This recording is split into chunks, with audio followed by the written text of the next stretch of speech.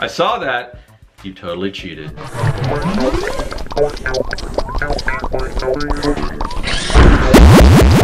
Greetings, people of the internet. I'm Scott with Serkworks Art Labs. Welcome to the underground laboratory where we create robots, aliens, zombies, and other imminent threats to humanity. And today, we're going to work on some robots, specifically some blueprint robots, some blueprint sketches. If you've seen these videos before, you know they're a little bit shorter. They're sort of bite-sized, more of an appetizer, an hors d'oeuvre, an amuse-bouche, if you will. But we're going to do something like that. I just pick a little topic, and I just touch on it a little bit, and then hopefully we can discuss a little further in the comment section. But today we're going to talk a little bit about, cheating. It's very frowned upon. A lot of people think you're cheating when you do certain things in art. But then again, I think it was Picasso that said, great artists, or no, what was the quote? I think it's, good artists borrow, great artists steal, or something like that. Maybe it was great artists copy, great artists steal. I don't know the exact quote. I don't even know if you can actually connect that to Picasso. Everyone does attribute it to Picasso. I don't know if that's technically something he said, but sometimes, I know somebody said it, and whoever said it, I think it was a good idea. It was something to think about. So we are gonna think about that today, and we're gonna draw a Viking today. So a Viking robot. So I'm gonna get to that right now. Alright, so today we are going to do a robot Viking. And so what are Vikings famous for, besides having helmets with horns, which in fact they don't actually have, but because that's kind of cliche, I did design mine with horns.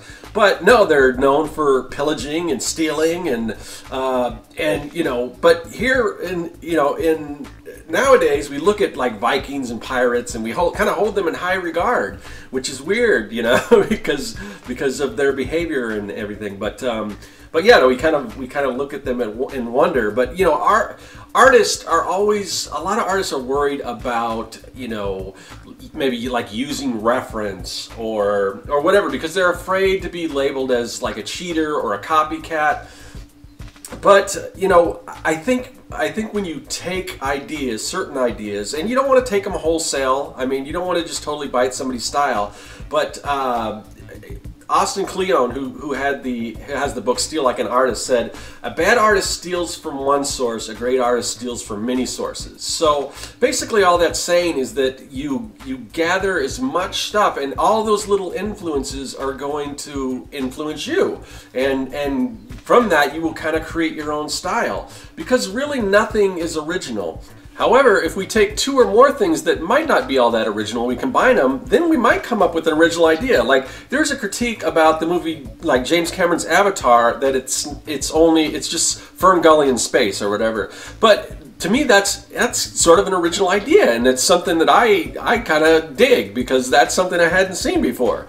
A lot of the things that we really love aren't original. They're derived from something else. If you think about Disney, pretty much everything Disney has ever done has been a rehash of something, or has been taken from other source material. All the fairy tales, Snow White, Sleeping Beauty, Little Mermaid, Beauty and the Beast, those already existed, but they put their own stamp on them. Because if you read some of those early books, some of them are just really short stories. I mean, they take the basic story and then they add their own thing to it, and it makes, you could say it makes it better or makes it different or whatever, but they're definitely adding something to that. They're adding new characters and things that weren't in those original little stories, and that's really cool. But and not just the fairy tales, everything. Jungle Book, Peter Pan, Winnie the Pooh, Mary Poppins, y'all. I mean, P.L. Travers was not crazy about the depiction of Mary Poppins that Disney did, but you can't argue with the fact that that character is beloved, that movie is beloved,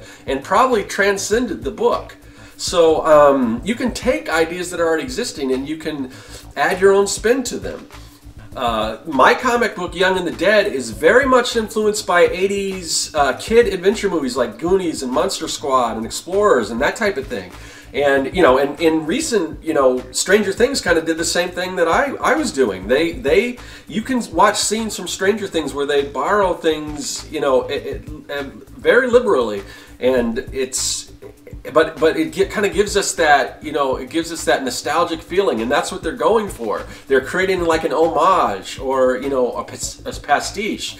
But that's the kind of thing we want to think about when we're approaching artwork. And don't be afraid to look at reference and take in all this great stuff around you, but don't stick to just one. If you like one creator, kind of branch off and look at some different things that are different. You're going to find that stuff kind of congealing and become a part of sort of your style, and you'll take little bits and pieces, and before you know it, what you're doing is going to look like something that doesn't exist out there. But people might be able to look at it and say, oh, I kind of recognize that. That kind of reminds me of this. But hopefully if you steal from enough different things, then you're going to come up with something with a little bit of originality. So kind of just do like the Vikings did, and don't be afraid to steal, but not too much. All right, another blueprint sketch down. Here we go. This is our Viking sketch. We will add that to the collection. Yeah, these are always fun to do. And again, I want to get your feedback. What are your guys' opinions? I want to know in the comment section your thoughts on copying, theft in this context. I mean, obviously there's real theft out there, but I want to know where you stand on this whole thing. So let me know in the comment section, and I will see you guys later. That is all. Hey everyone, thanks for joining me here in the Art Lab. There's a lot of other great content on the channel, so click that subscribe button and you won't miss a thing. If you're an aspiring evil genius, visit Serkworks.com for all your mad science supply needs. And if you want to contact me, hit me up in the comments section or follow me on social media. I'm looking forward to it. I'll see you then.